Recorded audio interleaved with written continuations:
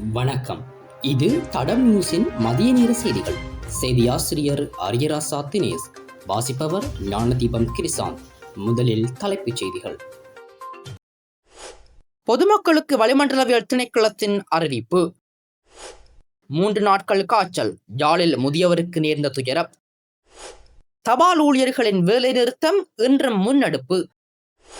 Police மா அதிபரால் அறிமுகப்படுத்தப்பட்ட WhatsApp தொலைபேசி இலக்கத்திற்கு குவியும் முறைப்பாடுகள். கட்நாயக்க விமான நிலையம் வருபவர்களுக்கான முக்கிய அறிவிப்பு. யாழில் 3 நாட்கள் காய்ச்சலால் பீடிக்கப்பட்டிருந்த முதியவர் ஒருவர் நேற்றைய தினம் உயிரிழந்துள்ளார்.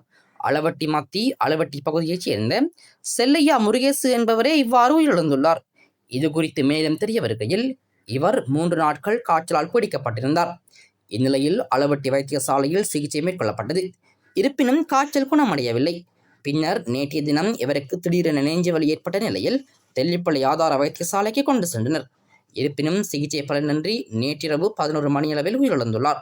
அவரது சடலம் மீதான மரண விசாரணைகளை திடீர் மரண விசாரணை அதிகாரி நமசிவாயம் பிரேம்குமார் மேற்கொண்டார். தபால் ஊழியர்கள் ஆரம்பித்த நாடளாவிய வேலை நிறுத்தம் இன்றும் தொடரும் என்று கூட்டு தபால் தொழிற்சங்க முன்னணி தெரிவித்துள்ளது.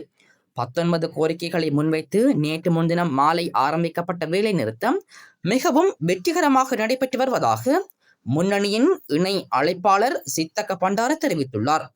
எங்கள் கோரிக்கைகளுக்கு உரிய தீர்வுகள் கிடைக்கும் வரை வேலைநிறுத்தம் முன்னெடுக்கப்படும் என்றும், இன்று எங்கள் பிரச்சினைகள் குறித்து ஜனாதிபதியிடம் மகஜர் ஒன்றை கையளிக்க உள்ளதாகவும் அவர் தெரிவித்துள்ளார். இது தொடர்பில் தபால் மா அதிபர் ருவன் சத்குமார் தெரிவிக்கையில், தபால் ஊழியர்களின் பெரும்பாலான கோரிக்கைகள் ஏற்கனவே வழங்கப்பட்டுவிட்டன. வேலை நிறுத்தத்தை கைவிட்டு கலந்துரையாடல் மூலம் இந்த பிரச்சனையை தீர்க்குமாறு தபால் தொழிற்சங்கங்களை கேட்டுக்கொள்கின்றேன் என்று குறிப்பிட்டுள்ளார். நாட்டில் இடம்பெறும் பல்வேறு குற்றச்செயல்கள் தொடர்பில் முறையிடுவதற்காக பொலிஸ் மா அதிபர் சட்டத்தரணி பிரியந்த வீரசூரியவினால் அறிமுகப்படுத்தப்பட்ட வாட்ஸ்அப் தொலைபேசி இலக்கத்திற்கு கடந்த 5 நாட்களில் 3000க்கும் மேற்பட்ட முறைப்பாடுகள் கிடைத்துள்ளதாக போலீசார் தெரிவித்தனர்.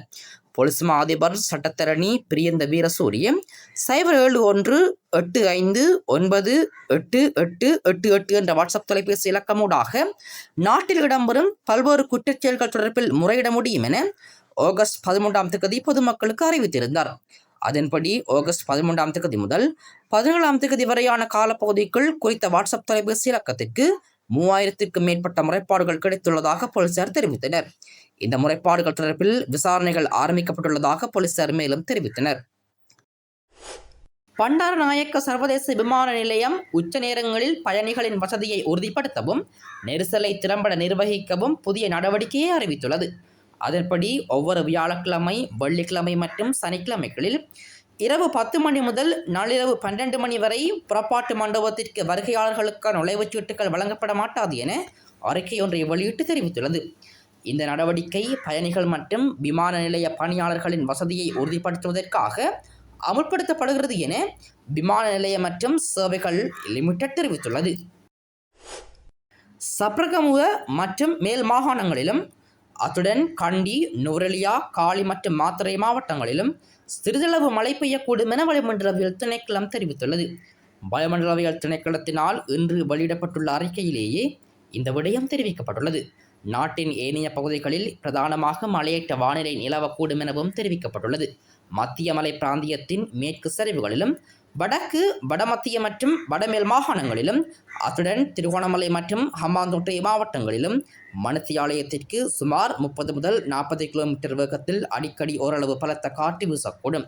ஸ்லாபம் தொடக்கம் புத்தளமூடாக மன்னார் வரையான, அத்துடன் பொத்துவில் தொடக்கம் ஹம்பாந்தோட்டை வரையான கடல் பிராந்தியங்களில் மணித்தியாலயத்திற்கு 50 முதல் 55 கிலோமீட்டர் வேகத்திலும் அடிக்கடி காற்று அதிகரித்து வீசக்கூடும் எனவும் தெரிவிக்கப்பட்டுள்ளது. இவ்வாறான சந்தர்ப்பங்களில் இக்கடல் பிராந்தியங்கள் கொந்தளிப்பான நிலையில் காணப்படும். மன்னார் தொடக்கம் காங்கேசன்துறை, முல்லைத்தீவு ஊடாக திருகோணமலை வரையான கடல் பிராந்தியங்களில் மணித்தியாலயத்திற்கு 45 கிலோமீட்டரிலும் கூடிய வேகத்தில் இடைக்கிடையே காற்று அதிகரித்து வீசக்கூடும் எனவும் தெரிவிக்கப்பட்டுள்ளது. இவ்வாறான சந்தர்ப்பங்களில் இக்கடல் பிராந்தியங்கள் ஓரளவு கொந்தளிப்பான நிலையில் காணப்படும். பொதுமக்களுக்கு வளிமண்டலவியல் திணைக்களத்தின் அறிவிப்பு. 3 நாட்கள் காய்ச்சல், யாழில் முதியவருக்கு நேர்ந்த துயரம். தபால் ஊழியர்களின் வேலை நிறுத்தம் இன்றும் முன்னெடுப்பு. பொலிஸ் மா அதிபரால் அறிமுகப்படுத்தப்பட்ட வாட்ஸ்அப் தொலைபேசி இலக்கத்திற்கு குவியும் முறைப்பாடுகள். கட்நாயக்க விமான நிலையம் வருபவர்களுக்கான முக்கிய அறிவிப்பு.